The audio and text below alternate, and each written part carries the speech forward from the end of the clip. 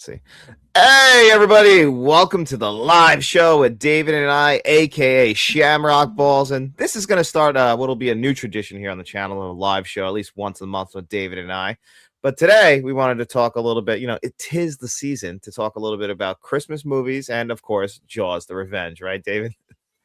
Yeah, always a good excuse for me to talk about Jaws: The Revenge.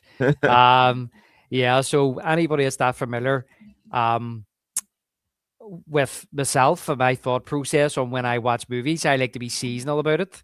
And there's an awful lot of debate, John, every single year. What is a Christmas movie? Is Die Hard a Christmas movie? Is it not a Christmas movie? And if Die Hard's a Christmas movie, then Lethal Weapon must be a Christmas movie. Do you know what I mean? And where does it end? So I have just came to this conclusion over the last, 10 maybe years that Jaws: The Revenge is a Christmas movie. And not only is it a Christmas movie, it's a New Year's movie. I So was, yeah, so my kind of thinking is that, see when you get Christmas over, Christmas Day over, when you're just chilling out, that wee downtime just in between Christmas Day, Boxing Day, and New Year's Eve, um, Jaws: The Revenge is the perfect movie to watch. I know you sent me that picture of you yesterday, and it was the perfect scenario for you to be watching Jaws, the Revenge. Yeah, I was actually thinking about you when I put it on because we hadn't really talked over Christmas, and then I put it on yesterday, and then funny enough, you messaged me about the show, and then I had to take the photo that I was actually sitting here watching it yesterday with the Christmas tree lights on and a box of sweets, and a wee Bailey's coffee, and just chilling out and watching Michael Caine in the Bahamas. Michael Caine, I love it. Hoagie, he's great, by the way. But we'll get into the film. But before we do that, I just wanted to bring up one thing you said because I don't know if everyone does it, but I think it's funny that you and I both do it. That we watch movies seasonally, like even like as the Yeah. seasons change outside. Like there's certain movies you can only watch in the winter that just don't feel right if you were to throw it on in the summer. I think that's the proper way to watch movies, and I don't know if I can ever really stray off that. I feel weird when I do. Yeah. Yeah, it's became like that for me. It's like, you know, as everybody knows, like Jaws is my favorite franchise.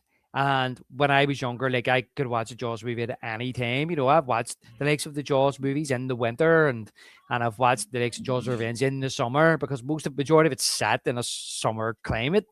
But the thing is, because now I've narrowed it down to like once a year watching these movies, there is a kind of season for it, and I feel as if the first three are definitely summer movies. So I hold back, the fourth one until Christmas, so I can still get my Jaws fix, and I look forward to watching it every Christmas. And now it kind of feels like it's that season to watch it. If I was to now watch it in the summer, I would feel odd because now I am so used to doing it when it's cold and we've got the Christmas tree up and everything like that.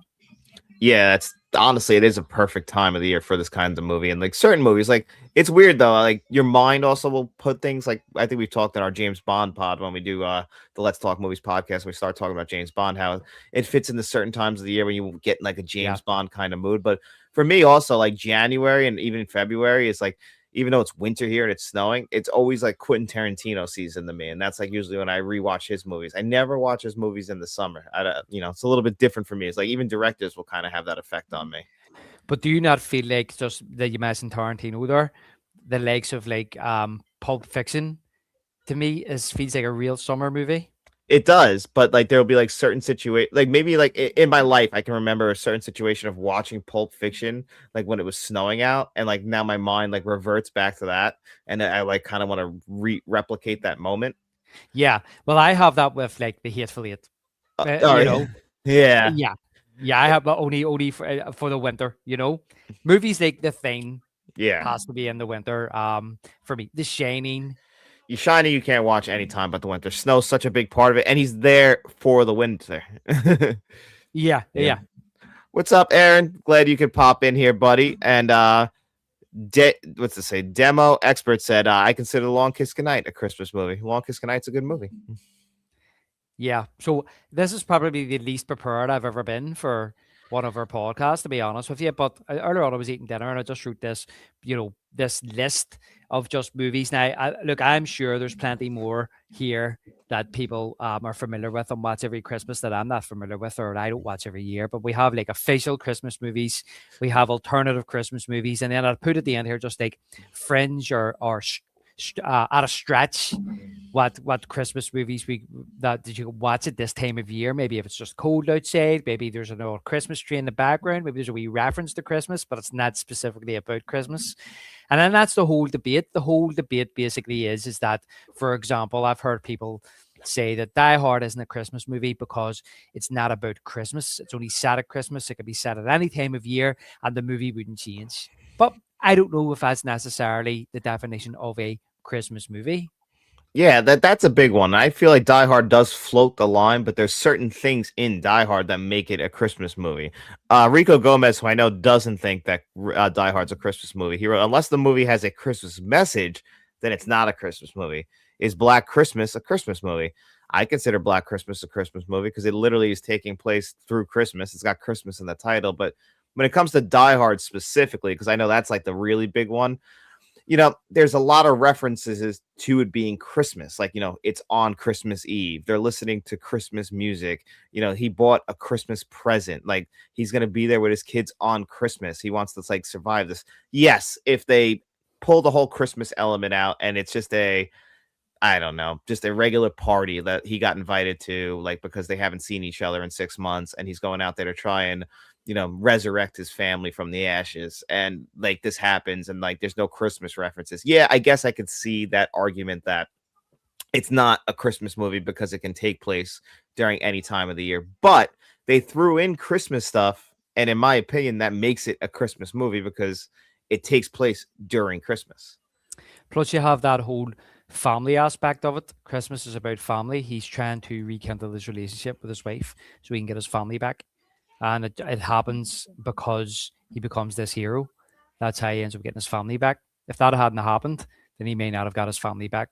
But this is the whole thing. I understand what Rigo is saying. I have heard that about it has to have like a Christmas message or theme date. But in my opinion, that there's certain movies have certain atmospheres to them that can be reminiscent of Christmas.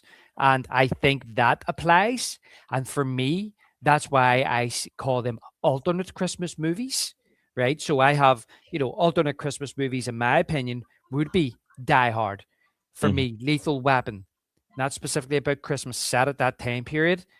Lethal Weapon, their whole relationship, is there's a theme of Christmas running through that, but it's not specifically about Christmas.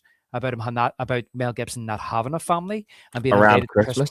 around Christmas, whereas Danny Glover does and inviting him to Christmas dinner at the end, But even things like Gremlins, not really. Gremlins didn't have to be set at Christmas. Gremlins could have been set in the middle of the summer, same movie. But the fact that it's set in a snowy setting, you have the Christmas music, the Christmas trees, The Gremlins get dressed up and go caroling. Yeah, Christmas caroling as well. So you have all those switch all that out. It's not going to be it's going to be effectively the same story, but it'll have a different feel about it, right? Yeah. And I say the exact same here, John, when I get the movies like Batman Returns, not a Christmas movie, but it works better because it's set around Christmas time about lonely characters, longing for where they belong, where do they belong in this world, where they belong in this life. They don't have anybody. The Penguin, the Catwoman, Batman, even Max Schreck to a certain degree. But the whole fact that it's set during Christmas time and there's this subplot with the tree being lit and the snow in Gotham, which also ties into penguins.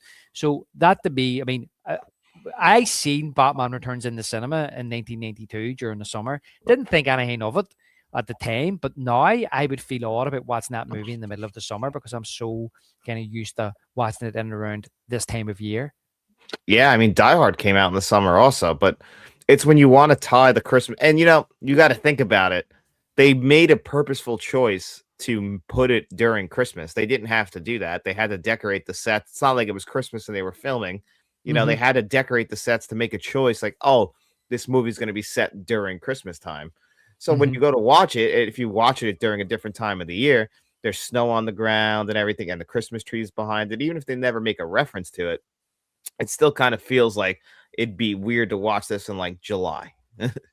Yeah, and the thing as well is that what what what I think that you have to kind of um accept as well is that during the festive period is like how many like really nice, heartwarming Christmas movies can you watch about Christmas? I mean, can we not have an action movie just with a Christmas theme? Can we not accept that that is a Christmas movie? Can we not have a horror movie like Black Christmas with a Christmas theme? Right? Yeah. Take that Christmas theme out of Black Christmas. It's not Black Christmas, No, right? Just like take the Halloween theme out of Halloween. Michael Myers really has nothing to do with Halloween. Let's be honest. no, it's Halloween 3 has more to do with Halloween than Halloween, but people hate Halloween 3. Yeah. So that's like saying Halloween isn't a Halloween movie, but it's Yeah. set in Halloween. You know what I mean? So that you gotta think about that as well. You can have an action movie with a Christmas theme, horror movies with Christmas theme like Gremlins, and just to that point of Black Christmas as well. We also have many other horror movies based around Christmas with Christmas themes, making Santa the villain. You know, we have Silent Night, Deadly Night. We also have one called Christmas Evil. Yeah, there's a lot of those. Yeah, very cheap kind of, people cashing in off the back of the holiday theme of Halloween. Let's do a Yeah, Christmas one. they Let's did do one for every holiday. there's one for New Year's as well, which I wouldn't make watching. Then they done one for April Fools as well. And what's Valentine's Day has one too. What's My the Bloody name? My Valentine. Bloody Valentine. So there's a Yeah. slasher for every holiday, and then Leprechaun represents St. Patrick's Day. Yeah. Yeah. They make sure they cover the and Son of Sam, I believe, is 4th of July. They got one for them all. Yeah. The Kaizen and all those kind of holidays. So I think it applies. Yeah, and this is a fair point by Aaron. My reason for Die Hard not being a is that Christmas is not central to it. Even the family theme could have happened without it being Christmas. Die Hard is an action movie, so exploring that, like as far as like the Christmas themes, does that mean like it has to be like around the central holiday of it being Christmas? Like Christmas dinner has to be a big part of it, like in Christmas Vacation. Like I'm curious, like 'cause in that case, like even like It's a Wonderful Life, the whole movie doesn't take place on Christmas. It doesn't become a Christmas film until like the third act. Yeah. Well, this is the thing too, is that I'm not sitting here either. I'm not a. I think I've mentioned it before, John. I'm not a massive fan of Die Hard. Now, maybe You I have was just mentioned that. yeah, maybe I'm just late to the party, but I think it's. It's a great I do. That's a reference, isn't it? Yeah. But I think it's overrated. I'm not a massive fan at all of Die Hard. I think it's really overrated. And I'm old enough to remember when people started saying it was a Christmas movie. It was done as a joke. It was a joke. And now it's became this thing. And every year that goes past now, the debate gets more and more amplified. I'm seeing it everywhere now. And it seems to me that it's actually a lot of like women are the ones saying it's not a Christmas movie because the last thing they want to watch at Christmas is an action movie. And I think there's a lot of men that are like, no, we want to watch a good action movie at Christmas. So we'll put on Die Hard, even though they know fine rightly that Christmas is very little to do with it. But Yeah, it's but and it's I'm funny. quite My happy wife, to I was gonna say, my wife bucks that trend though because she's a woman, and we put our tree up, and the first Christmas movie to go on to start the Christmas season is Die Hard. is it? Yeah, yeah. Now, I'm not just painting everybody with the same brush, but it's just I generally notice that, maybe it's because my parents actually talked about it the other day. I hadn't brought it up. They brought it up about best Christmas movies, and my dad says Die Hard, and my mum saying that's not a Christmas movie, and he's like, it What'd your is. mom say? So, oh, she's like, it's not. Oh, what's her favorite Christmas movie? Oh, what's her favorite? Miracle on 34th Street. It's a classic. It's a classic. I assume the original. Yeah, I think so. I think Oh, it is. here's a good point. But Gizmo was a Christmas gift. It definitely is a closer to a Christmas movie than Die Hard is, although I would consider Gremlins a Christmas movie. Oh, that's a fair point. The only thing about that, Aaron, is that you're right. And listen, I meant to watch Gremlins this year because I haven't watched it in a couple of years. And you're right, it probably is. Or it was a Christmas present, but you could easily switch that out to a birthday present. And doesn't have to be a Christmas present. It could have been a birthday present. Yeah. It's tough because I really do feel like everyone has their own different lines. On the other, I just want to point out, I don't think Die Hard's overrated. I love Die Hard. I watch it every year, but I also watch Lethal Weapon every year. What's tough is that I just think Lethal Weapon is better. I still really love Die Hard, but I think Lethal Weapon's it's one of my Yeah. top 10 favorite films ever. And Jaws: The Revenge is a great Christmas movie. See, dude, HV8 agrees. Dude is a good guy. He knows Dude his is a good. stuff.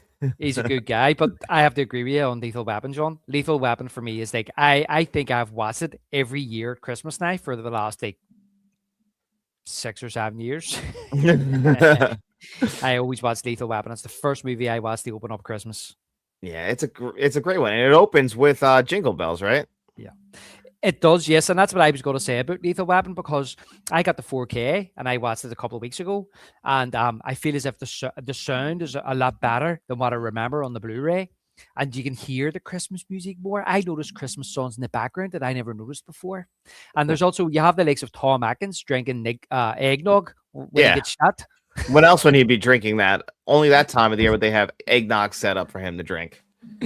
Yeah, and I think I'd mentioned to you as well, where I was messaging you about in our Christmas vacation episode about the house, that Roger Murtagh's house is the same house from Christmas Vacation, but it didn't even dawn on me till I was watching it again the other night, Lethal Weapon, that he's got Christmas lights on his house and he's got a Christmas tree in the window. Only it's on the other side of the house. Yep. So he set it up too. Like it's a different part of the house, but yeah, but it's still funny that it's the exact same freaking house right there. And I told you, like when you watch the scene when they're pulling up, doesn't it feel like the scene of the cops pulling up in Christmas Vacation? Yeah, that's right. And I was kind of like studying the house, and I noticed that there's like the right hand side of the house comes out more compared to the vacation house. But and then I remember I was like, why is that different?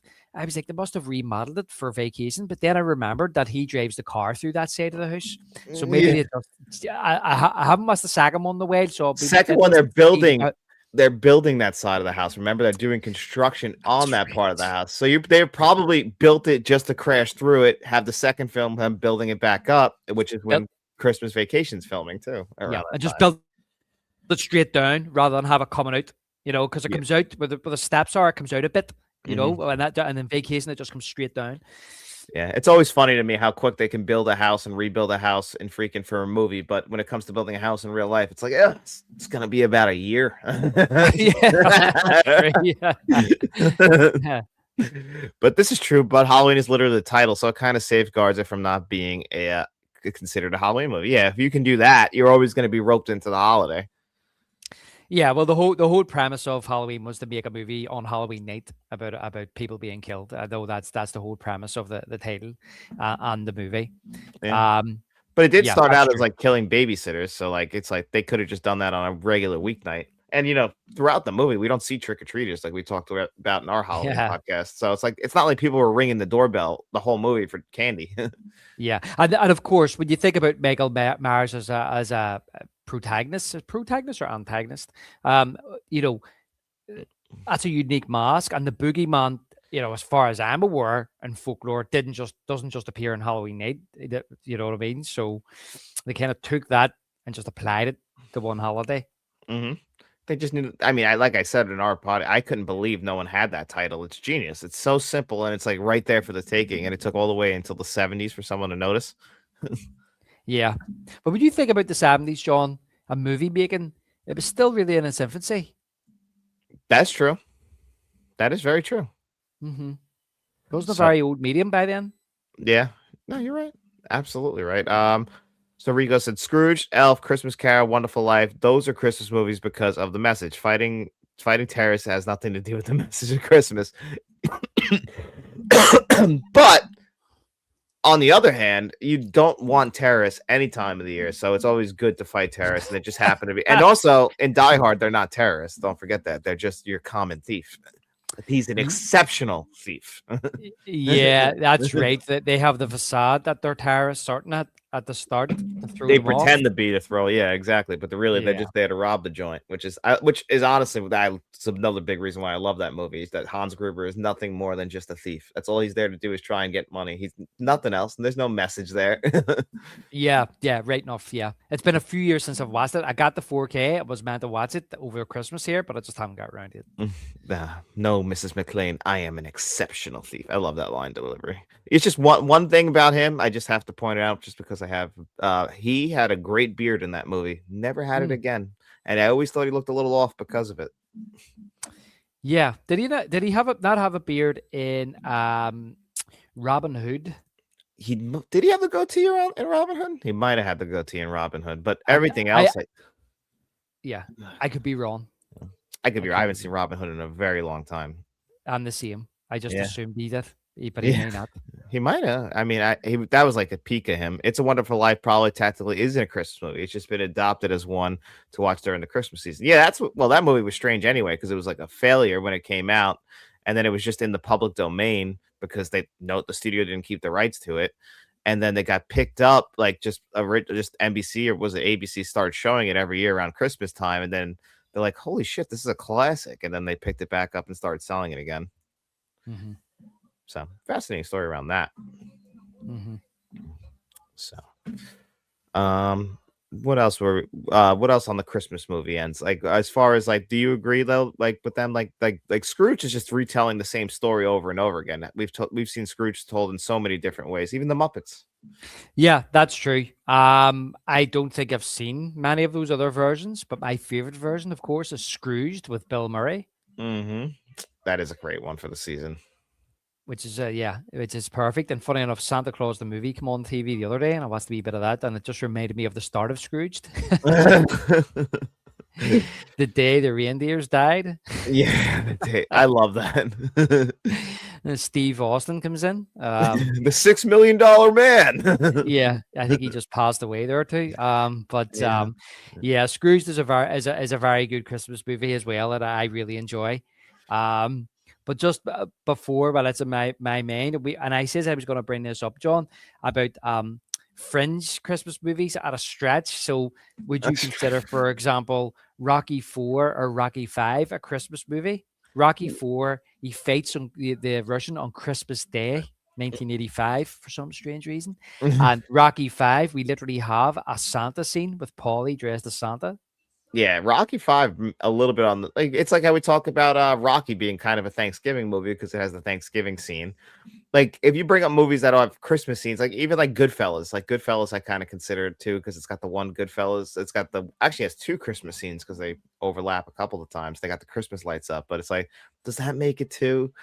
I don't know. It's that's like on the edge of it being a Christmas movie. That, like you That's my said, fringe. Fringe. That's my route down there. Fringe, Yeah. right? So other Fringe movies, The Godfather. Yeah, that's got a good one, a great one. He's buying gifts, Papa. Yeah, and that spans so many different seasons in that movie. 1 minute it's summer as well, and spring, and there's weddings and everything else. So I don't think that could be considered. But I do enjoy watching it around this time of year, though. Definitely feels more wintry. Yeah, it definitely does. And what about First Blood? We see a Christmas tree in the police station. That's true. That's one that we didn't really. It's there, but again, we don't ever really talk about it. It is Christmas time, but it doesn't come up much. Yeah, it's never mentioned. You just see the Christmas tree in the police station. But I wonder who takes that decision. But I mean, I wonder whoever thinks when you're making a movie where Christmas is not even mentioned whatsoever, that you would be like, well, we just put a Christmas tree in the police station. Well, it's weird because like Shane Black does that with like he's the guy who wrote Lethal Weapon, but like he does that with all his movies. All his movies take place during Christmas time, but they never bring up Christmas. He's never made a Christmas movie, but if you watch his movies like The Nice Guys or Iron Man 3, they all take place during Christmas, but yet they never bring up Christmas. So he must come in there and go, just dress the sets like it's Christmas time, and like I'll put like little things in there. Maybe we'll put a song. He must just really love Christmas. Yeah, and it's the same with John Hughes. I feel a lot of his movies kind of have that festive kind of feel to them. Even Uncle Buck, which isn't a Christmas movie, but it feels like a real winter movie. Yeah, like that one, like I was gonna watch it around Christmas, like Planes, Trains, and Automobiles, like that's the last one you watch, and then Die Hard for me like opens it. But like Uncle Buck, like it just looks cold out the entire movie, so you watch that like in January, February. Yeah. But I've always said because we don't celebrate Thanksgiving over here, that we could take maybe Planes, Trains, and Automobiles. I could watch that around Christmas time and it would feel more like a Christmas movie, even though I know it's about Thanksgiving, just with the snow and him getting home to his family and the turkey and the dinner and things like that. That's more reminiscent of Christmas for us here. Yeah. Yeah, exactly. Makes a lot of sense that why you guys would do that. And it's funny because like that's probably why there's not that many Thanksgiving movies because it's like you can't sell it anywhere but here. Yeah, true. And so what are you gonna do? Just spitballing here, but maybe how much Christmas permits multiple things like the plot, dialogue, motivation, atmosphere, etc., etc. It was determines what makes a movie a Christmas movie. That is true. I guess there are levels, maybe is what I'm saying. Yeah, like that's kind of like the list that David made is like kind of like, what exactly is a full-fledged Christmas movie and like then what is kind of on the edge of a Christmas movie. Like Hallmark just celebrates the whole season. It just puts out Christmas movie after Christmas movie with the exact same plot. So, Yeah. See, this is the thing as well, and listen, it's a great discussion. But if you sit down and you go to yourself, I'm going to write a movie, and it's going to be about Christmas, right? But if you maybe say, no, I'm going to write, say, a romantic comedy, but it so happens to be um, set around Christmas, right? Is that a Christmas movie? And that's the thing. So there's two sides to the coin here, and that's what I'm saying. You could watch a movie that has absolutely nothing about to do with Christmas, but it could be set around Christmas. And I think there's a certain feeling you get from that type of movie compared to not setting it in that season. And yeah. and that's what I'm saying about you can have your as I say official Christmas movies about Christmas or family or presents or whatever it may be or Santa or whatever it is, and you can still maybe watch those other movies that aren't specifically about that but are set at Christmas for something a wee bit different to give you a wee bit of a different kind of variation on the season, because not everybody's gonna love actual Christmas movies. I don't No. think because everybody loves that, but there's people that you could watch a movie set at Christmas, but with it in a different genre. I think the thing is as you get older, when you're younger, Christmas movies hit a different way, and then you kind of still want to feel that as an older adult as well. But you're also, I think you get a little bit more cynical as you get older, and you're like, I can't fucking go 25 days of uplifting, happy Christmas Yeah, movie before everything works out. It's like I need something a little darker. Oh, here's Batman Returns. Like, this is great. I'll yeah. watch this. It's in the season, it's in the spirit, but it's obviously still a Batman film. But it's when else are you gonna watch Batman Returns? Like it never felt like to me something I could ever watch in the summer, where I can watch the first Batman in the summer, but I'm not gonna watch Batman Returns on a hot August day. It's just not happening. And not only that, John, as well, do you find now this here might be just personal to people, right? I think this is personal to people. A lot of it's to do with maybe nostalgia and Hmm. what you grew up watching. Do you ever have movies there that you associate with Christmas but aren't Christmas movies at all? Right? Like I always remember people joking that when they were growing up, like The Great Escape was always on at Christmas. So it was never shown at any other time of year, but there it was when you were flicking through the TV guide, The Great Escape. And I feel like movies like The Empire Strikes Back or Superman the big blockbuster movies that were on television around Christmas time when I was a kid, I get nostalgic for them movies around this time of year. And to me, those are movies there that aren't Christmas movies, but maybe make you feel Christmassy inside. Hmm. Interesting. Actually, I have that with every other holiday, but Christmas. Like Christmas, I don't have that. I don't have any kind of like film that's not a Christmas movie that I would associate with Christmas. Because like if it takes place and it's cold outside, I'll just set it aside for January or February. So I Mhm. don't. But like the example is, I think you guys said it was Easter more with you, but like James Bond, I always Yeah. associate James Bond with Thanksgiving because they used to run the Thanksgiving marathons for James Bond here. And before, streaming, they just had it on TV and they just watched the whole day. I could just watch James Bond movies. And I thought that was awesome. So Yeah. I could, nostalgia plays the part in that, like you said, of me. I could just go back and remember like the first time I watched this James Bond film was when I was a kid on Thanksgiving. Yeah, and funny, I was literally just about to say to you about James Bond because I knew that with Thanksgiving for you and for Mhm. me, as I say, this is just personal to me. I don't know if it's anybody else, but we have a lot of like public or bank holidays in and around Easter and May, and St. Patrick's. We have St. Patrick's Day in March here. So, and I always remember like them showing Bond movies on bank holidays. So that's where I think maybe with me, the nostalgia of Bond is I associate with springtime. Yeah, exactly. There's just weird scenarios. Like you might have seen a movie. I'm doing actually a list of like the top 10 movies to watch in the winter. And like one I'm floating with is Citizen Kane because there's Mhm. one winter scene in it. But I watched that movie on a day, like the last time, like not at the last time, like probably like 10 years ago, I watched it and it was like a blizzard outside. So now I Mhm. kind of associate the movie like with a blizzard. So anytime it snows out, I throw on Citizen Kane.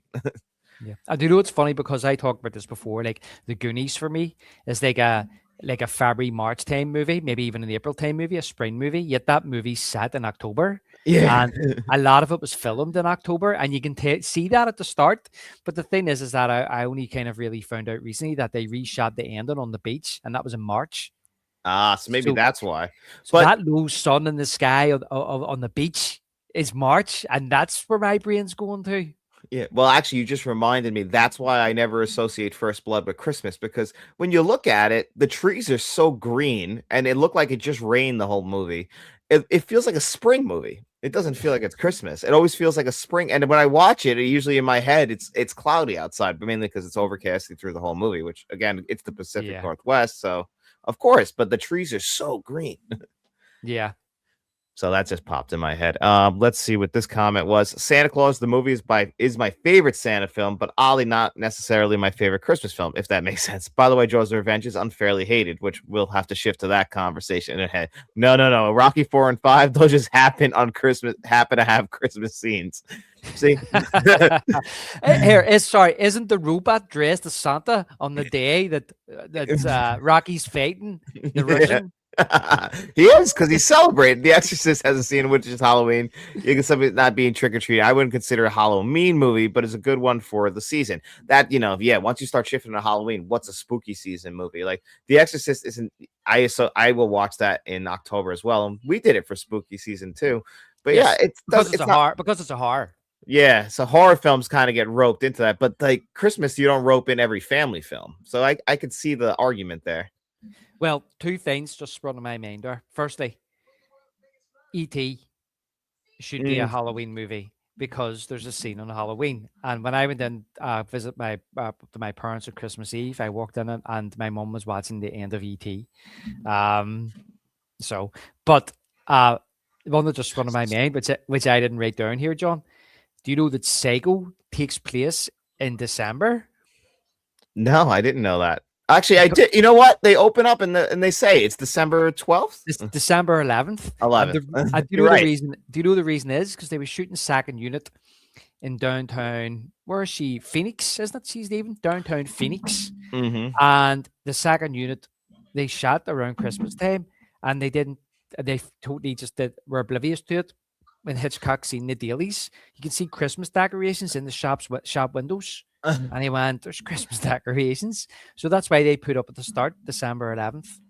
That makes sense. I mean, he didn't even have to do that. Like, I don't know if people would necessarily question it. You know why people probably don't think about it is because it doesn't look like it's Arizona, so like it doesn't look like a cold movie. It looks hot. Yeah, and it's black and white as well, so any of those colorful decorations are going to jump out at you. Yeah, but even certain movies like Bad Santa, like it's a Christmas movie 100%. It's called Bad Santa. But like it takes place in Arizona as well. So like the whole time it's like the desert. You just don't associate like the desert with Christmas. No, which I kind of find it odd when I do see certain movies that are set in hot locations and they're celebrating Christmas. It feels off to me. It is, but don't forget those people. There are people who live in all those hot Yep. locations. It's just we've been fortunate enough to live in like locations that happen to have all the seasons where we Yeah. get it's there's snow on the ground right now. It snowed another fucking 4 inches. Yeah. Yeah. Well, it's very mild here at the minute, mate, to be honest with you. Mm. It's been Uh, made for the past week. It's been dry. It's been made. It's been actually quite nice. We've gotten more snow this December than we've gotten in the last 4 winters, just for the total. That's how snowy this freaking December's been. It's gonna snow again. Neighbor. I actually think that they said that there might be snow hitting here first week of January. So we'll wait and see. Yeah, so I don't know. Like I want the Christmas season and I like the lights reflecting off the snow and all, but I don't like shoveling it. So I'm like, dude, what's the trade-off? Maybe those people in the warmer climates have it right. I don't know. Yeah. the lights just look weird hanging off your beige house. But let's shift to Jaws: The Revenge, because I would like to discuss that. That was like the big thing that we wanted to talk about today. Yeah, well, we had I think we'd made a joke that we were going to do this at Christmas tape, and then obviously that like Die Hard being a Christmas movie, then that became a reality, and and the kind of like pattern out. We just thought we'll talk about other Christmas movies as well, but yeah, I mean, we done an excellent podcast, John, on Jaws 3 and 4. I think it was not that summer there, summer before, summer 2024, and I think we really covered um a lot of thoughts about Jaws: The Revenge in that, and my love for the movie. But if you kind of, what I really love about this movie is how it opens up, how they do subvert expectations, that they didn't go down the road of maybe just, let's just make it another uh, summer movie. They start off in December in Amity, and I really love all that at the start of the movie where you see Amity all lit up with a Christmas tree and stuff like that, and of course one of the characters that we're very familiar with throughout the franchise is killed at the very start. And it's also doubly sad because it is around the festive season. Yeah, and that's what makes it so hard. And honestly, Lorraine Gary, early in those scenes after he dies, first of all, the death scene is brutal. Like when I Yeah. rewatching it again, the fact the way he loses his arm and he's just in such shock, like honestly, very realistic in that sense. Like he doesn't even realize that he lost his arm, and Hmm. only to just die, get like it gets brutalized even worse in a second later. But like Lorraine Gary's like grief is she does a great job. Yes, she does do a good job, and I don't think she gets enough props for that. For the time, for Mhm. the mid to late 80s, for a woman of her age to take that main role, or to have a main role in a mainstream franchise like that, and to carry it on her shoulder pads. Um, Yeah, well, that's very shoulder pads. 80s in that the hair, the outfits, even when she's wearing that like big puffy blue sweater with like the white pants. I'm like, that only works in the late 80s, early 90s. Yeah, yeah, exactly. So as I say, it's one of those things, and we just discussed it there about how we then move to a warmer climate, and you see them actually. Christmas Eve is mentioned, and you see them actually celebrating Christmas morning Hmm. in the Bahamas. And I Yeah. love, I love kind of John, as you say, you have a load of snow outside at the minute. It is mild here at the minute, but it's not exactly warm. Okay, it's just not as cold as could be. Um, but I love watching that warmer climate, being all nice and cozy in my house with my Christmas lights on and watching the Bahamas. Looks good. Two Bahama Mamas, please. Two Bahama Mamas, please. That's one thing I noticed with the 4K is how clear that water is in the Bahamas. It's beautiful, man. I understand why Hoagie is staying there, why he loves it there. He just, just showed up one day. No wonder he didn't leave. Yeah, and I thought about that as well yesterday when I was watching it, when they're trying to track the shark, and you see them on the catch, and they actually see the actual blue water when they're traveling along, and the clouds in the background. I love that. Do you know the poster has this really nice kind of like purpley blue sky in Hmm. the poster? And that is a kind of sunset that I see all the time throughout winter. That kind of purpley blue sky, just as the sun is setting around maybe 4, half 4 in the day, and it's absolutely beautiful. And I think they capture that perfectly in the poster. They do. That's very much a wintry sunset, 100%. And it makes sense, like why. And because of course, as we know, even though they make sure to tell us how much time has passed, which I love because his death is still very fresh on their mind. And they want to take her down there because obviously Sean just died. So they want to try and like distract her, Yeah, come hang out with your family. They just don't expect a shark who I guess he shouldn't be up there. We looked this up. They're not very frequent to that temperature of water at that time of the year. yeah, that's right. They say, make it clear in the movie that they don't like um, warm water, but I think there's been some great whites have came close to the Bahamas before. Mhm. But I would say like the main threat down in the Bahamas is tiger sharks. I always kind of think in my head, I wonder should they have changed it up? I wonder should they have changed it to a tiger shark or something? Yeah. Uh, I don't know. That would have made sense, but this shark's got revenge on its mind. Sean's death still bothers me to this day. Creepy scene and very effective, despite it being a chopped up edit on location filming. That's something you notice very well is the choppy editing and backlot tank filming, and of course that shark close-ups. The shark close-ups are a little brutal. I got to be honest. Yeah. Well, I actually I read a terrific book a couple of years ago. There was I was actually in contact with the guy. It was independently published. You can get it on Amazon. What's it called? I'm trying to think of the name of it, John. I can't even think of the name of it. It's called Navigating Jaws: The Revenge. It's about 120 pages long, and I thought it was brilliant. I thought it was a really good, well-written book, and I'm not just saying this because about Jaws: The Revenge, because I've read other making of books and they've been terrible, right? Very poorly written. This is very well written kind of study of this movie, and if I can remember correctly, one of his reasons that he thinks that people have nostalgia for it, it does have a cult following. It's creeping up there, and he says that part of the reason is that it's one of the last movies to use an animatronic animal in a movie. It's just before CGI came in, and there's a lot of people that kind of have are longed for that to come back again.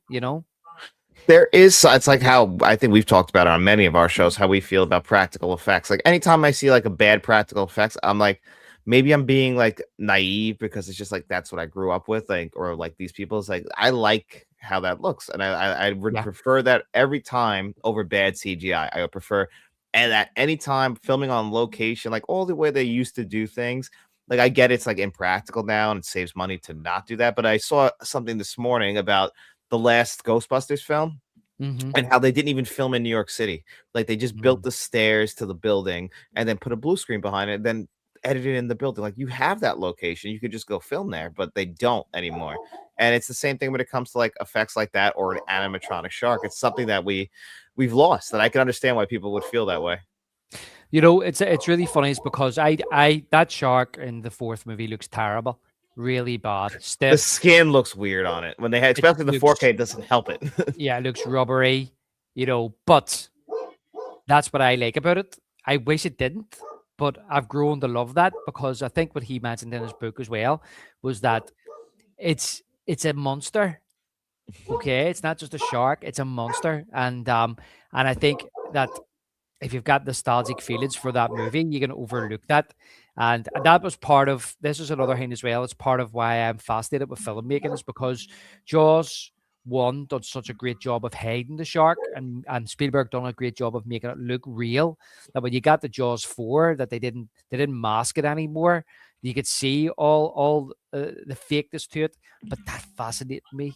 I liked seeing that. I wanted to see how does that work, you know? Yeah, they put the lights right on it. They don't try and hide. In the beginning, it's a nighttime scene. That when they got the Christmas lights up and everything. But when they're in the Bahamas, like he's attacking in the sunlight. Yeah, a lot of people have suggested that a lot of people who don't like Jaws the Revenge but love the opening, The right? opening is great. It's so good. And a lot of people have said that if they had stayed there, it would have been a far better movie because you would have had that kind of more murky Atlantic water masking a lot of the shark. Whereas in the Bahamas, as you said, it's just such clear water that you can see everything. But even just, I have to say, like them opening credits, John, I absolutely love them opening credits. I don't think in any of the movies we've ever had really a night scene of the shark through the water like that, and it's just so creepy with the bell, the boy, the bell going off in the boy because the log is stuck in it and stuff like that. It's creepy. It is, and honestly, I like the score to this movie too. Like it's got it actually. This time, I really enjoyed the score. It's got a really nice '80s tone to it. But I can Yeah. see why people might be a little thrown off coming off, the classic John Williams scores and stuff like that. But I enjoy it. Well, what I like about this score as well, and I think I touched on it in the episode that we done last year, the other year. It was last year, wasn't it? Yeah, I keep thinking because we're at the end of this year, so it was still last year. Still 2024. Yeah, but still, I get confused there. You know what I mean? Because we're coming to the end of the year. The thing about it is that main John Williams shark theme. That's just taken completely from John Williams. That's on the original Jaws soundtrack re-recording that he brought out in 1975. I think I mentioned that in our other podcast. But I love his rendition of it. I really do. But I like Michael Small's the composer. He brings all his own themes to the movie as well, and I love all those themes. It's very much in the vein, as you say, of an '80s soundtrack, of a John Williams score, of a blockbuster score that we got, starting with Jaws, Star Wars, Superman, E.T., Indiana Jones, all those type of movies there that came out through the '80s. It's still in that vein, and I think he done an absolutely amazing job. It's one of my favorite soundtracks. Sometimes I think like, you know, is it better than Jaws 2? But then there's times I go, maybe Jaws 2 is the best out of them all, soundtrack ways. But no, but it's definitely up there for me. I can see why, because it's really, really good, and that really stood out. Lorraine Gary really stood out. I really think what hurts this movie is the casting of Michael this time around that I was watching. I felt like him and Mario Van Peebles were just like kind of like throwing me off a little bit with like their the way they're talking and their storylines, how they kind of cut and go. And it's a shame because Lorraine Gary's doing great, and even Michael Caine. I don't care if he Yeah, talks about and makes fun of this movie. He's so good in this movie. he's so good. And Michael Caine he brings a legitimacy to the movie that I suppose people probably had high expectations for the film. But he couldn't save it. But he still brings a bit of class to the movie, John. He does. Because I've always liked Mario Van Peebles as an actor. He was a great young up and coming actor in the late '80s, early '90s. I just don't think he hit the heights that he should have. He directed something, and I can't remember what was in New Jack City. He was in New Jack City. Was it Posse?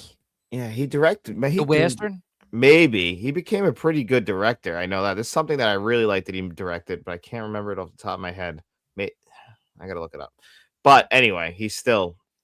Yeah, I liked him too. I mean, the accent's a little off-putting though. Yeah. Mhm. I've heard a lot of people say it, but I be honest, I don't really know anybody from the Caribbean, so Oh well, I've yeah. been in the Caribbean, and yeah, that's insulting. Right, okay. When the internet came along over the years that I have seen people say that, and I've never really commented on it because I don't know. So yeah, I suppose it's like maybe somebody trying to do a Belfast accent and they're just really cocking it up, you know? Yeah, I mean, I always said that like there's the local people, no matter what you're doing, are gonna get offended because like the movies don't always get it right. They don't consult with people locally. Like it's always one thing when the movie Born on the 4th of July always will take me out because of being from Long Island. When they say Mhm. Laker and Konkoma, it drives me nuts. I'm like, that just shows that nobody from Long Island helped make this movie because nobody says Yeah. Laker and Konkoma. We say Yeah. Ronkonkoma, and like, Yeah. but Well, they're saying it because it's on a paper that way. yeah. Well, actually, just you saying that there's an episode of Columbo. You know, I love Columbo. Hmm. Came out in the late '70s, and it's a guy he's an Irish Republican, and he's trying to run guns, and they're playing darts with Columbo, and he's talking about cities in the north of Ireland, and he calls it Londonderry. And I every time I watch this episode, I'm like, an Irish Republican would never called Derry Londonderry. So and right away it just takes me straight out of it. And the best part is the guy that's playing him, he's actually an Aussie, he's an Australian. I know who I'm near certain know who he played. I think he played the original Emperor in Star Wars. Oh, the one that they actually ended up recasting. Oh, that's crazy. Huh. Revel. He's red hair and all. Like he looks like an Irishman, he's red hair, and he's doing this weird, terrible, weird Southern Irish accent. You know what I mean? So I know what you're saying there, mate. But Yeah, but yeah, it's only the people from those areas will ever notice that. No one else gives a yeah, shit. yeah, exactly. Nobody cares, and if you bring it up, they'll probably just look at you and go, "What are you talking about?" It's like, yeah, Yeah. but it's Think you have to about be from the area. think about where you're from. They always get it wrong. They're never gonna get the exact local spots right. So, so I always assume that when they're somebody else, I'm like somebody from this area probably is pissed off right now. Yeah. Well, I am when I'm watching Columbo. I'm like, that would never happen. The dude agrees with you on the score. I think it was the first film to use 35 millimeter, second I think it best score. was. So, like you said, Yeah, I think it was as well. But dude, I would like to be interested. You think it's the second best after the original? yeah, I do. I mean, I still think that I'm gonna have to score wise. I would probably go. I'm not like you. I have to really go back and listen. I'd probably go 1, 4, 3, 2, or one. No, three would probably be last. I don't know. I got to go back and re-listen to them all.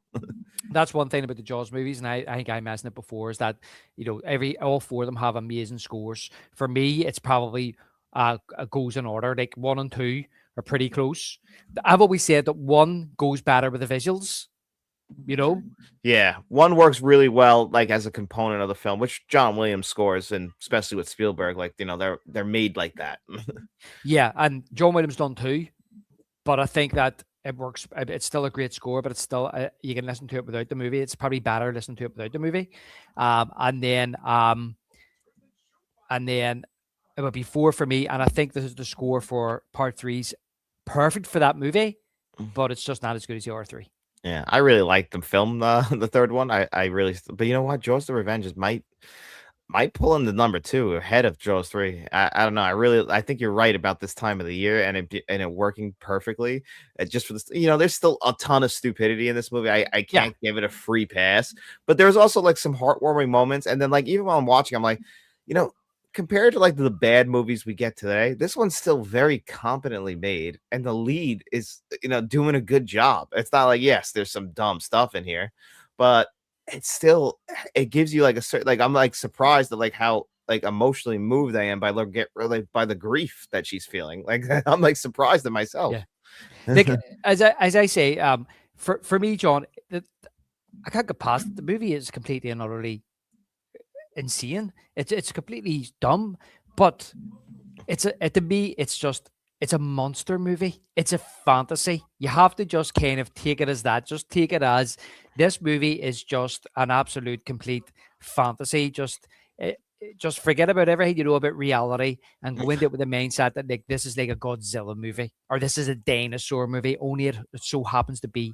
a shark, and maybe then you can enjoy it more. And I said to you yesterday, I actually took a dog out for a walk about 2 o'clock and get back about 3 and thought to myself, I got to put Jaws the Revenge on now because it's on for an hour and a half. And I know when they take off on that airplane at the end and they're flying towards the sunset, it's going to start sunsetting outside my house. And it's just going to Perfectly immerse me timed.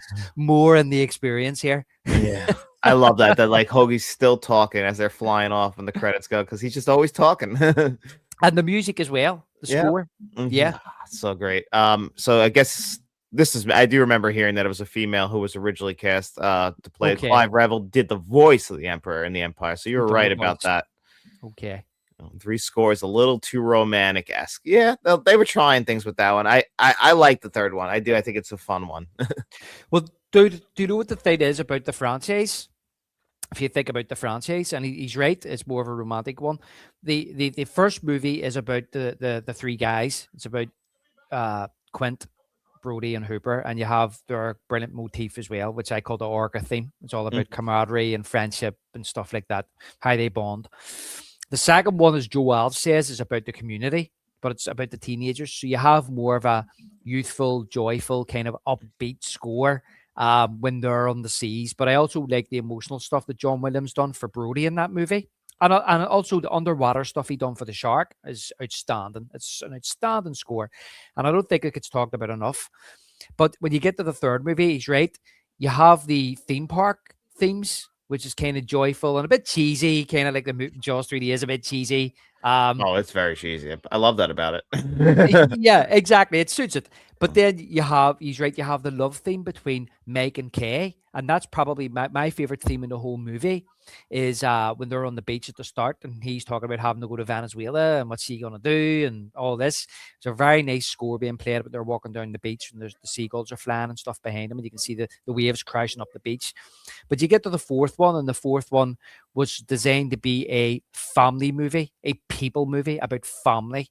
That was supposed to be the core of it. And that's why you have the likes of the death within the family coming together and going to the Bahamas and her maybe meeting another guy and that kind of conflict there. I want to just talk a wee bit about the book. I haven't read the book in many years. I've read it twice. And, there's this whole subplot in the book about Hoagie is supposed to be running drugs down to the Bahamas.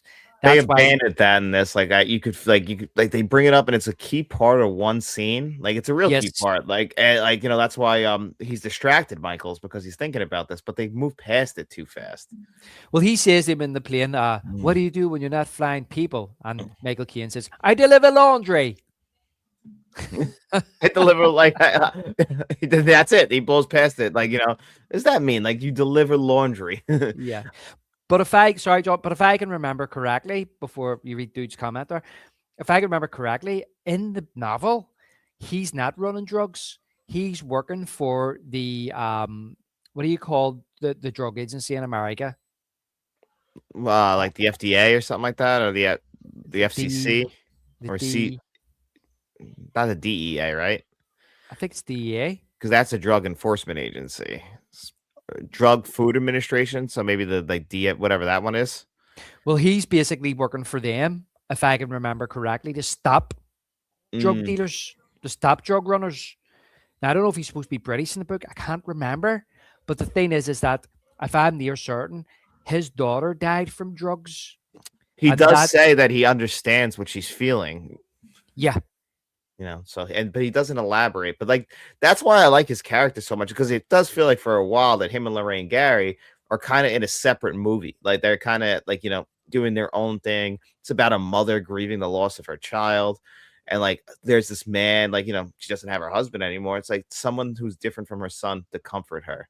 And yeah. like, maybe rediscover herself. And like that's in there. And then, then we got to revert back to the fact, oh yeah, that's right. The shark swam from Amity to the Bahamas to kill him. But did it?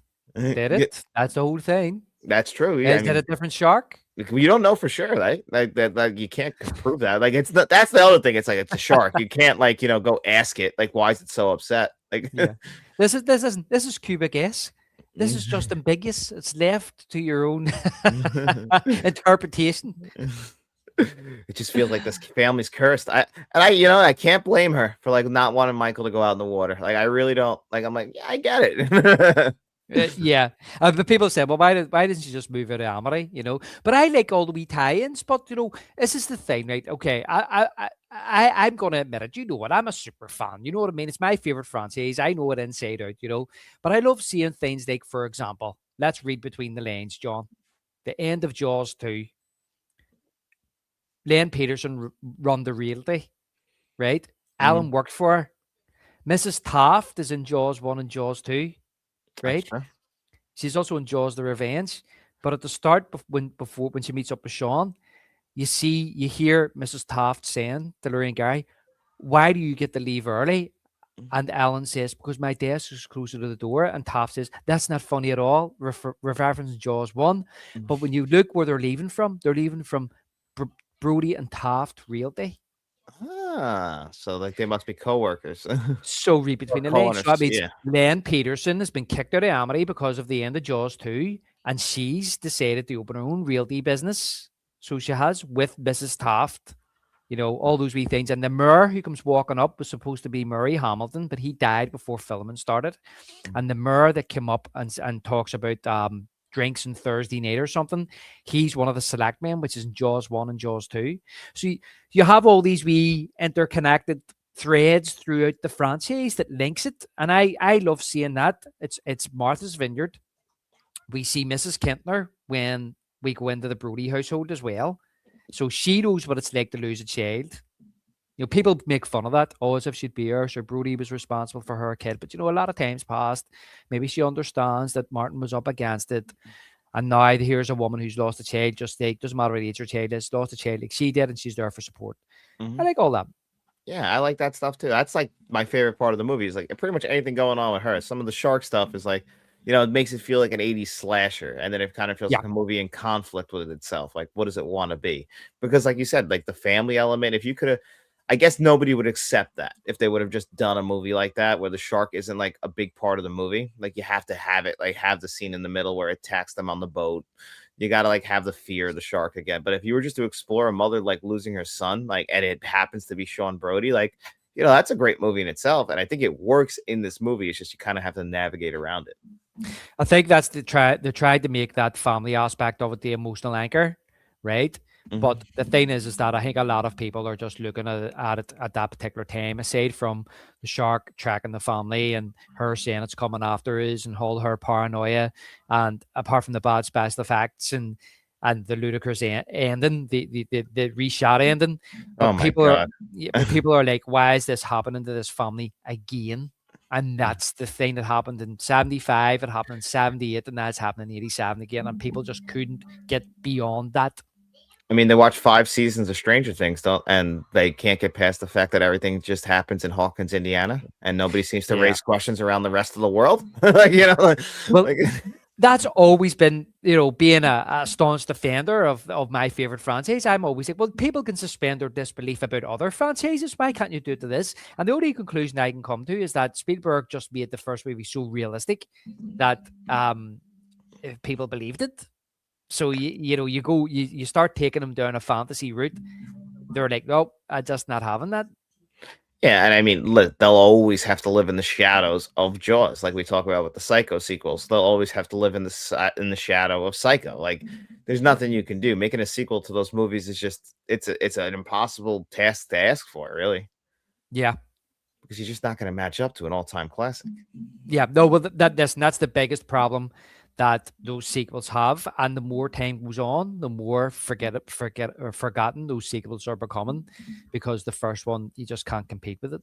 No, and that's really the whole thing. Is like you just can't. So the dude says original theatrical ending is much better with the impaling, though.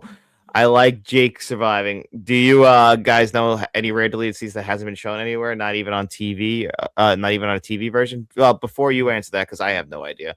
Mhm, Jake surviving actually really bothers me. mhm, I really wish he didn't survive because it doesn't make sense for him to survive. Like, were we that connected to his character? I mean, I personally mhm. am not. So like, I'm like, oh, good, the shark got him. Like, there he goes. Like, but I get they love him, but I don't think he'd survive. Yeah, no, he wouldn't survive. And you know what? This is the thing. I seen Jaws: The Revenge. Must have been 1988, maybe 89. I'm not sure, John. It wasn't on release. It was I can't remember which ending I seen. I can't remember. So when it come on television in the early 90s, it was the impaling ending. And I think I might have seen the exploding ending. I can't remember originally, but it was the impaling ending. And that's the ending I knew till I got the original VHS. Then I seen the exploding ending. And I was just mesmerized that there was two different endings. As for Jake surviving, I always didn't like it. I like Jake as a character. The reason they decided to make him survive is because when they done a preview and they got the feedback cards, a lot of them people said they didn't like the fact that Jake died because he was a likable character. But if you look at the original Jaws, by the time Quint is being 8, you've learned to like him.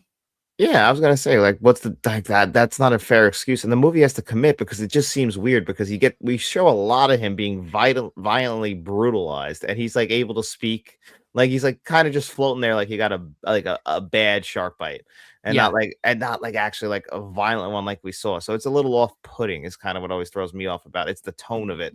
Like just yeah, keep him dead. Like I get like, and it doesn't make sense because Quint dies in the first one. What if they got like a card back? Like, people don't want Quint to die. They want to see all three of the friends survive. Like, would they have done that? yeah. But that's the whole thing. It's sad. You know what I mean? When Quint goes and he's not coming back, it's sad.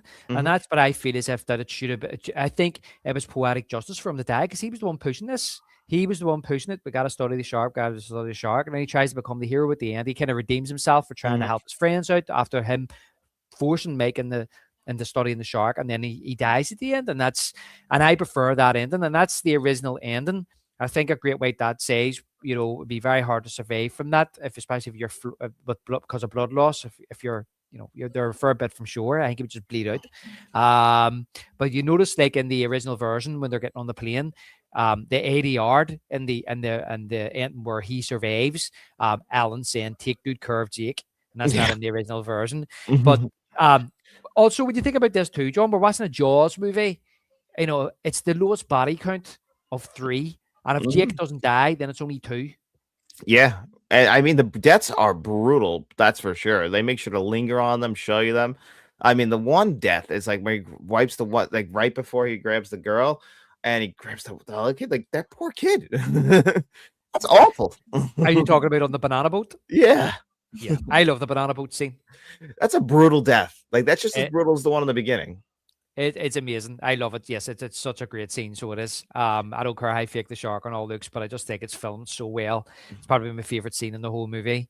Um, as for deleted scenes or anything like that, I have seen the TV version. It's actually the American TV version. So I'm trying to think. It's been a while since I've watched it. I think I've only watched it once, but I have seen the deleted scenes before. I'm not sure, dude, if you know of all the deleted scenes. I think there's, from my memory, there's a deleted scene. I don't know if this is in the TV version, by the way, or I just seen it somewhere else. There's a scene when they're approaching Michael's house in the Bahamas, where Ellen talks about sees their yacht and talks about how when she was a kid that they had a boat and she used to be able to take it out. She used to be able to sail it, so that explains how she's able to sail the boat. Um, I think what else is there? There's an extra scene where Michael Caine is gambling as well in the casino in the New Year's scene. Um, I think there's scenes, there's extra kind of like inserts of the shark approaching the barge before you actually see it come alongside Jake's submarine. And then there's a scene which is kind of the TV version put out of sync. Um, when Jake and Mike are sitting on Jake's porch. It's after the scene where Mike there gets bit by the eel, because I think it's when Thea gets attacked and Alan takes the boat, and I think it's supposed to cut to the Emmons on the porch, and there he's talking about um, Jake saying the shark's gone, we can't find it, all the money's gone, I don't know what we're gonna do, right?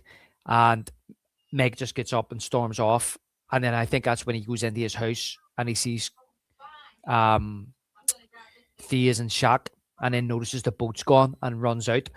But if I can't remember where it is in the TV version, but it's out of sync. It doesn't match. I can't remember exactly where it is. But apart from that, I can't think of any other scenes. I know, like, I've read the screenplay. I know there was supposed to be a scene with Richard Dreyfuss, but he turned it down. So I think there was more to it. As I've touched on earlier on, I've read the novelization, and the novelization is based on an early screenplay, and there was a lot more character development in the movie to do with Hoagie and what his role was in the movie. A voodoo curse was put on the Brodies, and then the fact the shark is coming after them, and all this nonsense as well, which makes more sense in the book, John. But it's just, if it had been in the movie, I think a lot of people would have been, what the hell is this shit? They already were, so might as well I take know. that. Might as well jump the shark. Yeah. I've seen a lot of them. I think the rare TV versions, both VHS versions, etc. However, I do think there are more cutscenes that are sitting in a vault somewhere. Hoagie escaping the plane underwater. Oh, I mean, I get that. I'm not sure. Like, I'm not an expert on Jaws 4, or like, as far as like the deleted scenes of it. I only seen it in the movie like 5 or 6 times now. Mhm. I mean, it's interesting. I would like to know. I would love to see it. I'd be interested in seeing it. But from what I do know is that it was a rushed production, and that's where a lot of these problems came from. You It's know, so weird. Like, it's just like they wouldn't do that today. It's crazy that they just literally wanted to make money off the Jaws name and they would rush the production. Like, they really could have done, like, made a great film if they actually probably slowed down that production a little bit and took their time, because they have such good stuff in there. John, would you imagine that it was in the production in like late '86, and they were finished in like May '87, and it was being released in July '87? It's crazy. It's 6 months. I Hmm. mean, these movies take about 1.5 to 2 years to make. You're out in the water. And that's why when you see there was a lot of stuff reshot on the backlot of Universal on the big pond, and it looks so fake, and you can tell it's fake. It's it's called Falls Lake. Excuse me, it's the new Falls Lake. It's where they filmed the end of the Truman Show and stuff. Where it was Yeah. built, it was built for this movie. So it was, and you can see your scenes, or you can see the water lapping off the back of the backdrop and stuff like that. And yeah, that's laughable. It's incompetence. Um, That's you really know, what it is. That's just bad. Like, like, come on, like, you see the dailies, like, you can't let that go. yeah. It's frustrating. What's up, Eli? Thanks for popping in here, buddy. Glad you can make it. But So, but also that I want to point out too, while we're on the subject, because as I say, this is a nice movie to watch in between Christmas and New Year. We do have a New Year's scene as well in the movie, so mhm. that we also have that too. We do get the New Year. I love that. And that they're all hanging out. Don't forget to slash that like button and sub to this awesome channel. Thank you, buddy. I do love the New Year's scene. I love that they're wearing the hats and they're all out together as a family. Like you said, that's like a central theme of the movie, is that they're a family. And even like Hoagie and her kind of feel like, they were a makeshift kind of couple getting together. Like, it's almost like a fling, but she needs that. She needs that like shoulder. And we get all that in this one scene. And how he's taught, and then Michael and Yeah. everything. I think they just can't cast him because he looked good. Yeah. The world would be a better place if all sons danced with their mothers. He's so good. Yeah, there's some cheese in it. Like, and it's funny that he's called hoagie. I know. The sandwich. It's apparently it's a sandwich, a hoagie. It's a foot long sandwich. Hmm. Yeah, Yeah. yeah, and it's funny that as well. Oh, I always kind of like I always kind of imagined, John, that when I was young and loved this franchise that it could continue. I always imagined a Jaws: The Revenge Part Two, Mhm. and it starts with Hoagie in Amity. He's living with Alan. He's got a plane, but it's one of those water planes, with the pontoons. Yep.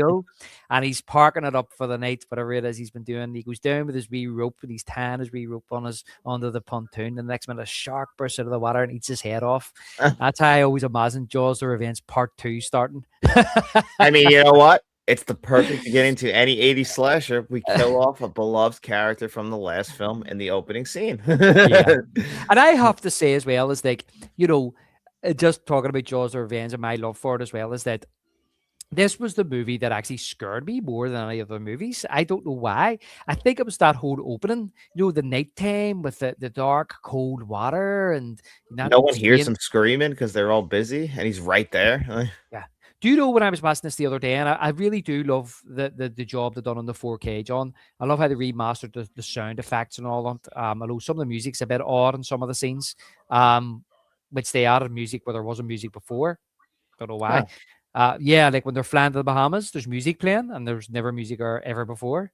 It's weird that they would do that. I mean, that was like things that they did with the 7 4K earlier this year, where they added in like things in the background that were never there, or like an open door is now closed, and it's like you didn't Yeah, even need to do that. Like, why do that?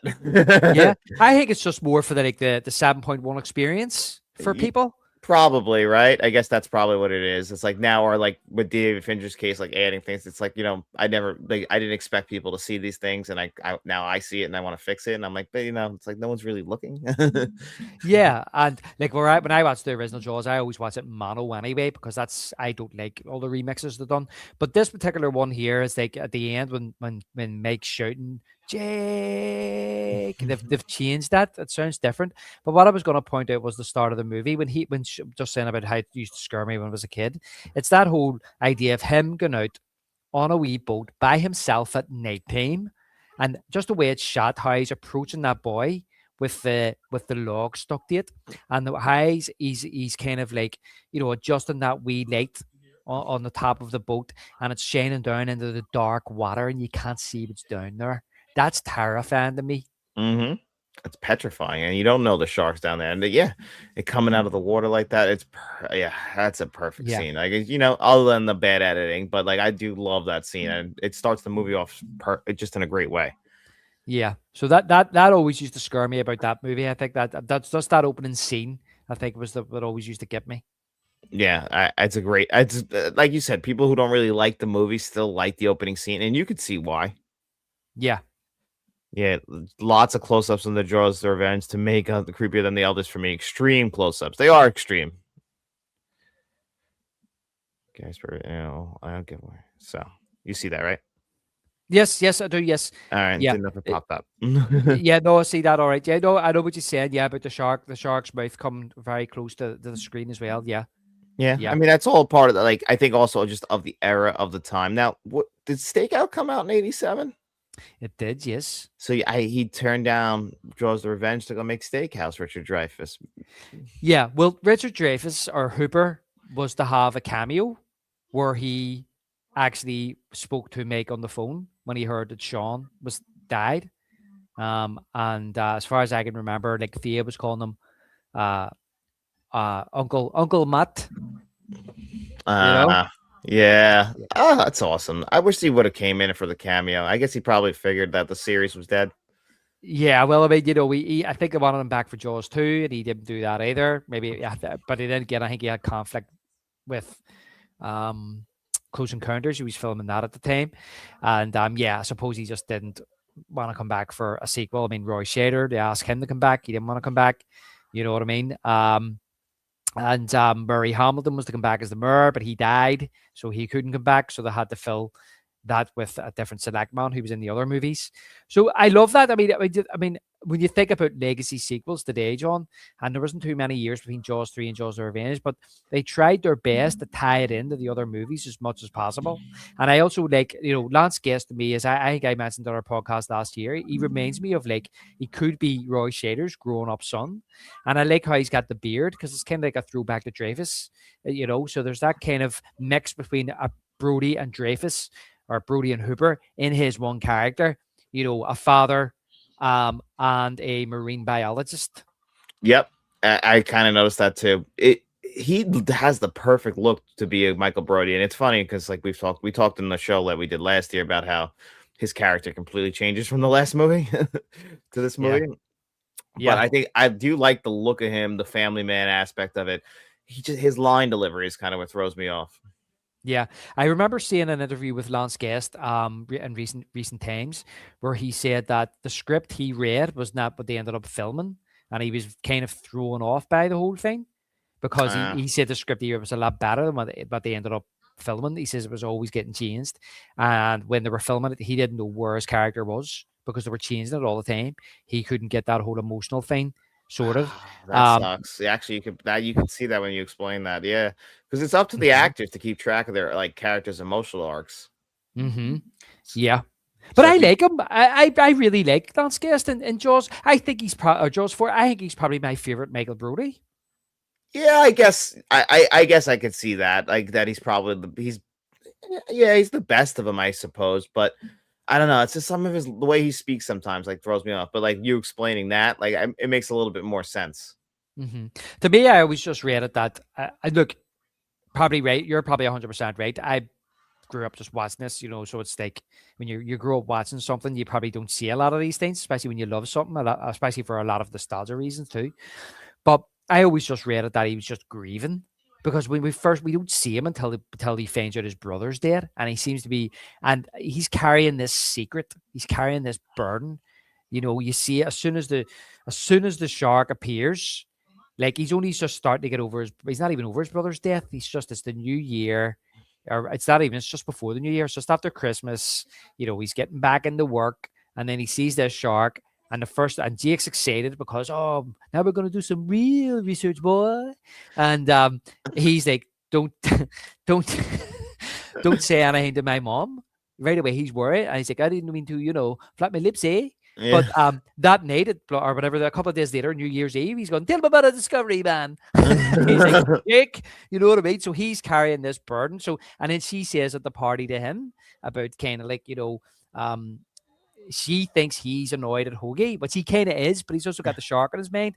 Yeah. And she's like, look, I'm finally over it. Your brother's death almost killed me, but it's your turn to smile, type of thing. But he's not thinking about that anymore. He's thinking about this problem, this shark. He's starting to think that everything she saying's true. This Yeah. fucking thing is after us. Like maybe I should get out of here. I don't know, not work on the water. Even though now he's got the blessing to do it. It's like, well, things are about to go really bad, really quick for you. Yeah. And I do love that line as well. And you can tell it's the 80s. I do love it. I think it's really funny where he's like, when he goes into the water where Jake doesn't want him to, and he's kind of like, if you got anything on the monitor, and he's like, nope, everything's cool. And he's like, how come only me though, Jake? And he says, hey, maybe you just like white meat. And he's like, you're a funny guy, Jake. You're a funny guy, Jake. Yeah. But that whole heart monitor thing too, John, I like that. That's kind of like the barrels. Yeah, exactly. It's so we can keep track ourselves where the shark is. Yeah, we don't need to see the shark. We just hear the heartbeat and we know it's there. Kind of like the barrels. We just see the barrels and it's there. And I feel as if they should have used that more to create tension. Yeah, I agree. But I mean, it was used well. Like there are good sequences in that aspect of the movie, and I like that scene as well, where they like keep a track and then they lose him. Yeah, and the way the music starts playing as well when they lose him too. Mm-hmm. Yeah, no, I think it's Yeah. very well done in certain aspects. It's just the accent distracts me a little bit, and then Louis Guest distracts me. So like those are like two of the weaker characters to me. Like I much prefer spending time with Hoagie and Lorraine Gary. Yeah. Come on, you overgrown goldfish. Come to Uncle Jake. The acting was good in Jaws 4. Detector element was clever in 4. Yeah, that's what we Yeah. thought about. We both agree that was definitely well. I think you're just a year and a half on the water, like you said, for the other movies. It makes sense for them to have done something like that, and they built a whole new lake for this movie, and they still rush it like that. Well, I'm trying to remember. I'm trying to remember, John. Were they going to build a lake anyway? Mm. But basically they had to reshoot. They had to reshoot the whole ending. What actually happened was it was in the cinema with the ending, the original ending, and it was getting bad feedback. So they called all the actors in while it was in the cinema and reshot the ending. They called Lance Guest up, says we want you to come in and reshoot the ending. He was like, "But the movie's in the cinema." It's like, He's like, I'm "Gonna done. reshoot All it." right. Yeah, he's like, "I'm finished. It's done. Came out last week," and they're like, "No, we're gonna reshoot the ending." And I'm near certain that actual ending, which annoys me about the 4Ks and the Blu-rays, John, because I wish you could choose theatrical or international. That ending, which is on the Blu-ray and the 4Ks, that's the international ending. That's the ending you got in the likes of Europe and the UK and places like that. The Impaling ending was the US ending. So I wish you could pick which one you want to watch because I really hate that exploding ending because it makes absolutely no sense whatsoever for the shark just to explode. I don't know what the hell they were thinking. No, I know. What are you writing off on? I just assumed because, like you just said, it being in theaters, that they were desperate and like they're just like, oh, we can't have it being perceived this way. But if you didn't want it perceived this way, delay the movie for a year and get it done right. Like, I don't know. Yeah, I mean, like, oh yeah, the shark exploded in the first one and exploded in the third one. Well, so will it explode in the fourth one? But why did it explode? I don't know. But that thing that Jake put in its mouth, you're going to tell me that made it explode? But he built a bomb down in the bottom of his boat. Yeah, and that's what set it off. Like, no, it's not adding up. Yeah, and then when he's in the water, kind of floating away, he's like, "What took it so damn long, man?" Like, That's what I mean. He just literally floats in uh, and like he's still able to speak. I'm like, dude, you've lost it's been a good amount of time. You've lost a lot of blood. We yeah, saw you getting thrown around. yeah. And he's like, "I told you, Uncle Jake's equipment don't crap out." No. I was like, come on, no, I hate it. And then Hoagie does a really bad Roy Shader impression. He goes, "Son of a bitch." Yeah, they were probably all just like, all right, whatever you want us to do.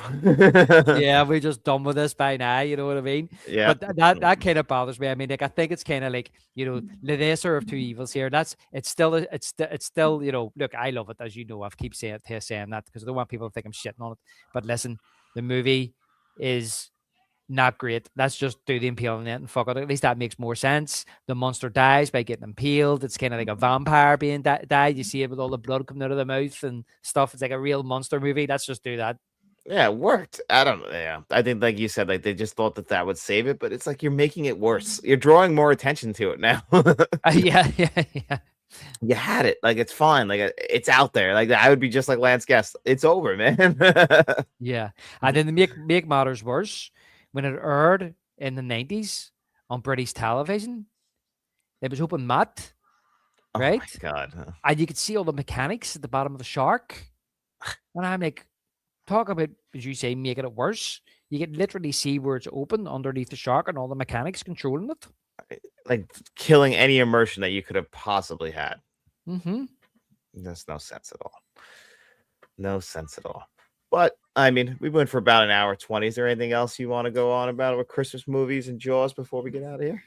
No, not really, John. As I say, it's just I just feel like certain movies have their time and place, and that's why we enjoy these cold wintry movies at this time of year. Me Mhm. personally, I, I, uh, I get it. I get what a Christmas movie is to a lot of people. It has to revolve around Christmas. I get that. I totally understand it. I just feel as if there's certain movies that you can watch this time of year, and they're not your traditional Christmas movies.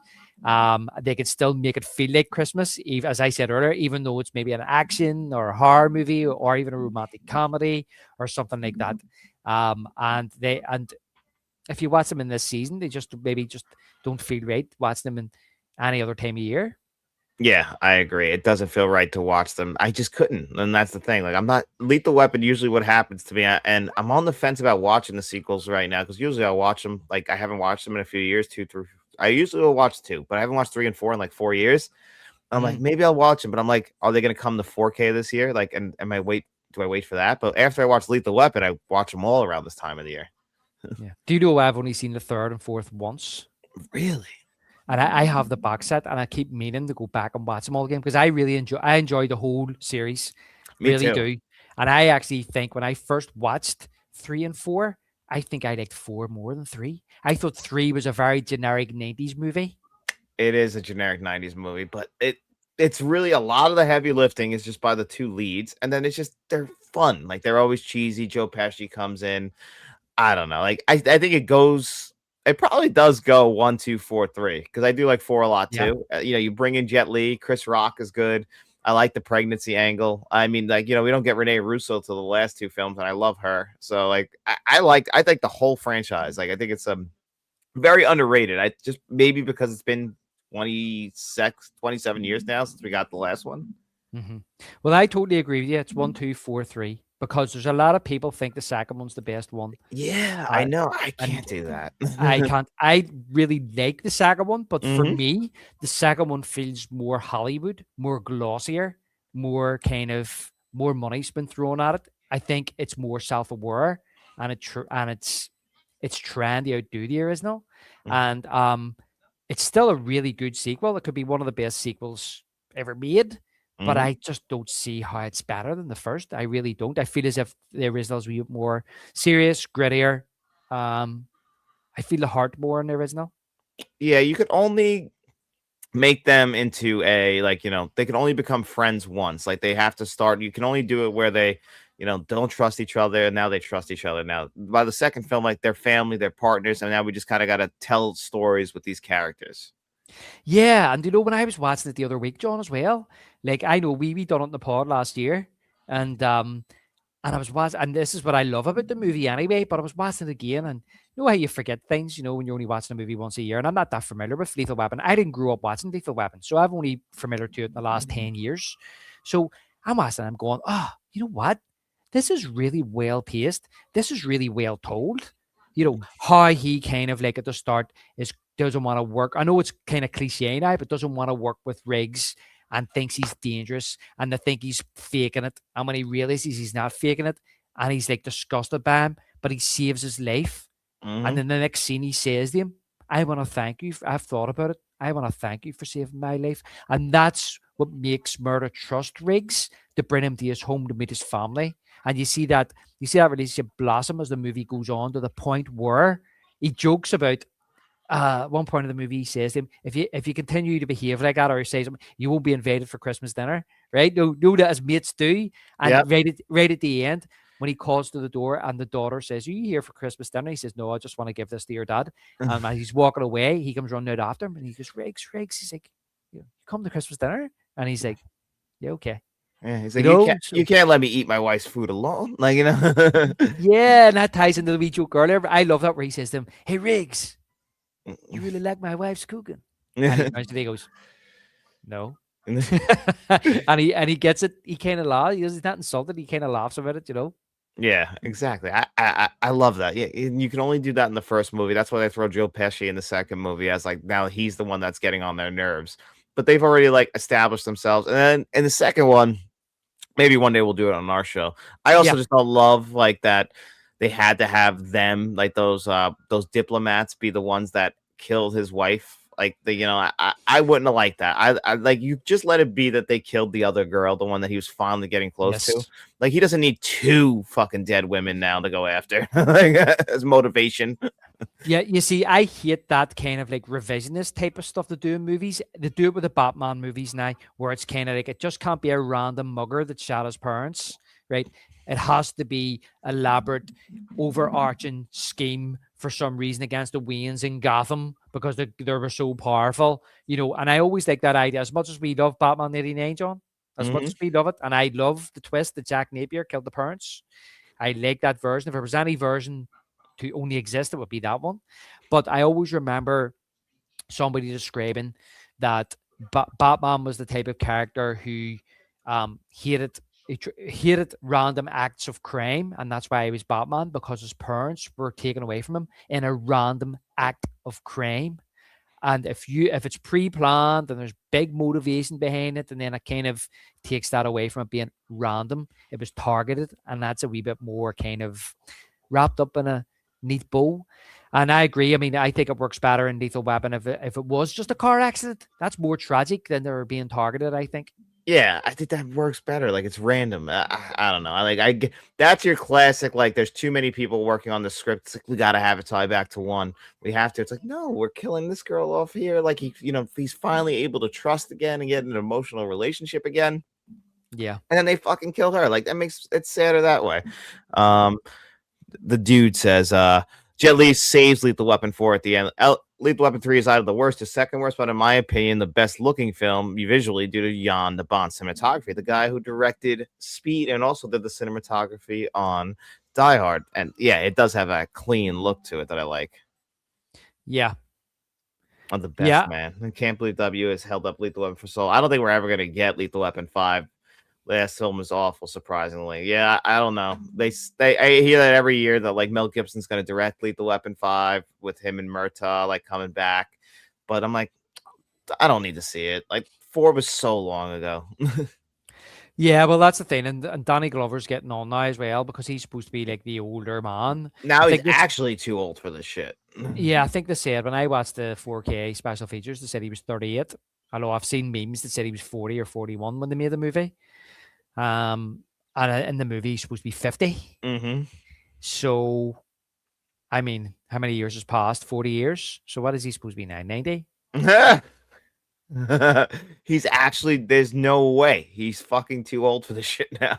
He says too old for this shit. Yeah. He was too Yeah. old 40 years ago. So, yeah. I mean, like, I know that Gibson's talking about doing Passion of the Christ too. I think he's supposed to be doing that, isn't he? Yeah, I think he's directing that as well. Mm-hmm. I only saw The Passion of the Christ once. I don't know if I'll go back. I haven't seen it. My younger brother, he watches it every Easter and keeps Really? telling me, oh, he's like, you need to watch it. And I'm like, I know. But I never see it on. So, yeah, I'll have to Yeah. give it a watch. It was very controversial when it came out. That's when I watched it. I was definitely way too young though when we were watching it too. It just shows you again. Speaking of, like you said, you didn't come to Lethal Weapon until the last 10 years. My mom was a huge Lethal Weapon fan. Still loves it. I send her the meme every year of like, you ever seen the meme online of Mel Gibson smoking a cigarette and it says "Moms" on Christmas morning in the 90s? And it's like, Yeah. I always send that to my mom, and I'm like, look, it's you, because that's how she was. She looked like that, smoking a Yeah. cigarette while we're all opening Christmas presents. Yeah. I was looking at a gift to send to somebody in WhatsApp. It was our football WhatsApp thing to do with what was the one I was looking for? I can't remember. It was something of a Lethal Weapon. I can't remember what it was, but when I looked it up, what popped up was Gibson saying, "You want to take a shot at the title?" And I thought, "Oh, it's a class one there. It's a class meme." And then beside it was Mr. Joshua saying, "Don't mind if I do." Don't mind if I do. It's so good. Such a great movie. It is amazing. But do you want to tell the folks what we'll be doing starting in January with our show? Because the Let's Talk Movies podcast, it's going to be changing a little bit, and we're going to be doing live shows every month now, David and I. Yes, so we need to work out a schedule. We took a wee bit of a break there. We did. Because Christmas and we were busy with family and stuff like that. So this is the first we've really got together and really spoke about in the last week of having that. So we need to work out a schedule, John. But of course, we're going to be doing a live. We'll tell them what the live is. Mm-hmm. We are going to be. Oh yeah, David. Sorry, go ahead. Go ahead, mate. No, go ahead. No, you explain it because you'll do better than me anyway. Okay. I appreciate it. Thank you. Well, we're going to be doing because we've just done Batman and we love Prince and we love the Batman soundtrack. We're going to be ranking our songs off the Batman soundtrack. Okay, and also maybe a Q&A, John, in that live. Yeah, because I don't know how long that'll take, so we'll do like a live Q&A as well. Yeah, we'll break it up. Q&A, start the year, January, Q&A, and our top 10, our ranking, I think there's 9 songs on that album, John, so of the Batman album. And then we are also going to our new show. What we're going to do is going to be about an hour long, and we're just going to be discussing The Godfather. Mm-hmm. And why we love it. Why we love The Godfather, which I think will be a good watch for me, maybe a New Year's Day, John. I may pop that on. Oh, that's a great idea. Yeah, I've got the 4K. I haven't opened it yet, so I could maybe watch that New Year's Day. That's a treat for you. I think you'll really enjoy that on New Year's. It's a nice way to start the year, isn't it? Yeah, that's it. And then we are going to finish the month off with our Let's Talk Movie podcast for a breakdown of Misery. Which we thought tied in perfectly into the tragic death of Rob Reiner, but also it's a winter film, so perfect for January. Yeah, and I literally I give away my DVD earlier in the year, hoping for a good 4K to come out, which it hasn't come out yet. So I've actually bought the Blu-ray. Okay. I bought the Blu-ray, John. I raved just before Christmas. Oh, So perfect. yeah, so Perfect. I'll give it. I haven't been away since I've watched it, so Oh, good. You'll enjoy it then. that's a good show. But thank you guys all for being here with us. We'll give you an update on the schedule and everything on the dates on the live show. So we'll keep you in the loop. And there'll be another live show on this channel on Wednesday, actually, which will just be me. We'll talk about the best and worst in physical media this year.